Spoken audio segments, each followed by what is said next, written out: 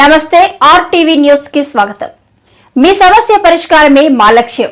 మీ సమస్యలను వాట్సాప్ చేయండి చాలు. 9492726238. మా వార్తలు మీకు నచ్చినట్లయితే లైక్ చేయండి, షేర్ చేయండి, సబ్స్క్రైబ్ చేయడం మాత్రం మర్చిపోకండి. భక్తులను ఆకర్షించిన కోలాటం, భజన పాటలు. ఎర్రగొండమ్మ జాతరలో మొదటి రోజు సాంస్కృతిక కార్యక్రమాలు. ఎర్రగొండమ్మ జాతర మహోత్సవాలు మొదటి రోజు వైభవంగా ప్రారంభమయ్యాయి.